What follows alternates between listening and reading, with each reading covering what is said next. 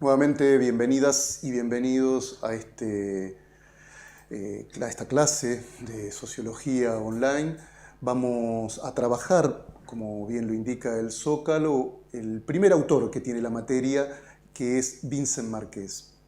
En principio, lo que ustedes observan en pantalla es algo que ustedes van a tener disponible cuando se abra la sesión número 2. ¿Sí? Recuerden ustedes que en la presentación de la materia yo les hablé de ciertas gotitas que hay cuando ustedes ingresan al campus de la materia. Ustedes tienen en este momento disponible solamente la gotita número 1, pero en breve tendrán la gota número 2 disponible.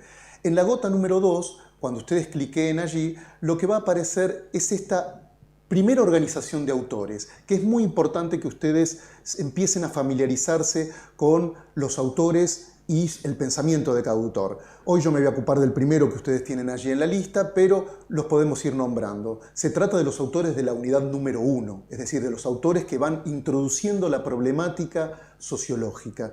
En este caso se trata de Vincent Marqués, de Ray Mills y de Norbert Elias. Son tres autores que nosotros postulamos en la unidad número 1 y que plantean los problemas sociológicos que nosotros entendemos son más fundamentales. Entonces, en esta primera placa, lo que ustedes tienen es un modo de organización de los primeros tres autores que plantean problemas de qué índole, de la relación que hay entre el individuo y la sociedad. Esa es la relación más compleja que tiene la sociología para presentar, y diversos autores van abordando esta relación desde distintas perspectivas. En el caso de Vincent Marqués lo hace desde la perspectiva de la oposición entre lo natural y lo normal, que lo vamos a ir pensando. En el caso de Roy Mills, con un concepto muy importante que ya se los adelanto, que es el de imaginación sociológica. Y en el caso de Norbert Elias, que es el último autor que ustedes tienen aquí enlistado, se trata de la cosificación de las figuras sociales. En fin, son conceptos que se los empiezo a transmitir para que se vayan familiarizando con ellos, pero hoy nos vamos a ocupar solamente de Vincent Marqués. No quiero dejar de mencionarles que en esta sesión número 2, lo van a observar en esta placa próxima, hay diversos recursos que ustedes tienen y que tienen que recorrer para abordar esta unidad número 1, que son el apunte de cátedra de la unidad número 1, que va a hablar sobre vida cotidiana, el programa radial, ¿sí? Las preguntas orientadoras que recorren los textos y van orientando justamente la temática.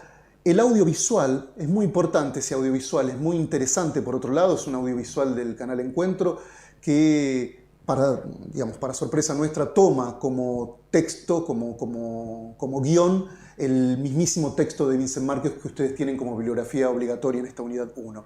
Con lo cual es muy interesante y al mismo tiempo muy importante para la cursada que ustedes vean ese video que está disponible en el campus. Por el programa de radio les comentaba, y por otro lado los foros. Ustedes van a empezar a poder participar de los foros que se van abriendo semana a semana, donde un docente de la cátedra toma un texto como disparador y con algunas preguntas que van orientando el texto, ustedes pueden ir leyendo el texto y hacer preguntas en el foro sobre ese texto. En fin, solamente quería enlistarle esta cantidad de recursos para que, al menos por esta vez y para que ustedes inicien el recorrido del campus, con el criterio de poder disponer cada vez que inician una sesión, cada vez que inician una unidad, poder disponer de todos los recursos que están disponibles en el campus. Entonces, dicho esto, vamos a tratar de introducir la problemática de Vincent Marqués. Como les decía, el video y el mismo texto trabajan sobre el señor Timoneda, que es un personaje ficcional, pero lo que está empezando a quedar claro tanto en el video como en el texto es de lo que plantea el autor es de la pluralidad de vidas cotidianas que tenemos los seres humanos, y cómo esas pluralidad de vidas cotidianas en términos temporoespaciales, uno podría decir, tienen diversas determinaciones, ¿sí? Y que no hay una vida cotidiana, pero al mismo tiempo la vida cotidiana tiene una caracterización única.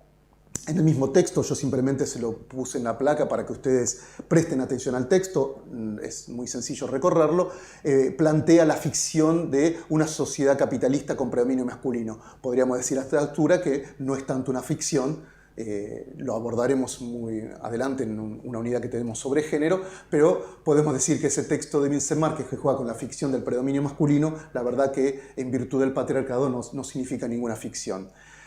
Luego, el carácter no natural de las maneras de vivir indica justamente esta oposición que yo les planteo, que lo verán en la próxima placa, pero se trata de la oposición entre lo natural y lo social, porque para él nada de la biología lo impide. Es decir, que puede haber una cantidad, no digo infinita, pero sí una cantidad muy variada de vidas cotidianas. Nada en la biología, dice el autor, impide que se vivan esa pluralidad de vidas cotidianas, pero al mismo tiempo ese modo de armar la vida cotidiana no es natural. Así se titula el texto y así podemos pasar a la segunda placa para avanzar justamente con Vincent Márquez.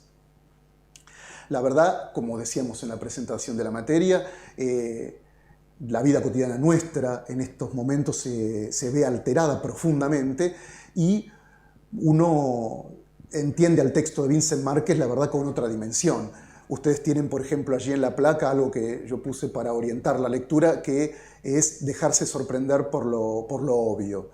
Bueno, lo obvio es justamente la vida cotidiana. Lo obvio tratamos de nombrar allí las actividades más rutinarias que uno tiene en la vida cotidiana. Cuando existen situaciones extraordinarias, por eso, digamos, este problema de la salud pública impone y nos impone vidas cotidianas extraordinarias, y cuando uno empieza a transitar lo extraordinario de una vida cotidiana alterado por una situación, digamos, como la pandemia, se da cuenta de que la vida cotidiana anterior, o que la vida cotidiana que veníamos llevando, efectivamente era una construcción social, porque si uno la puede alterar y la puede cambiar, a veces con más o menos flexibilidad, nos damos cuenta que se trata de algo que es construido socialmente. Es decir, que, como dice el punto 2 allí, todo podría ser de otra manera. Bueno, está claro que todo podría ser de otra manera, en la medida en que no está determinado por lo biológico y que son simplemente construcciones sociales.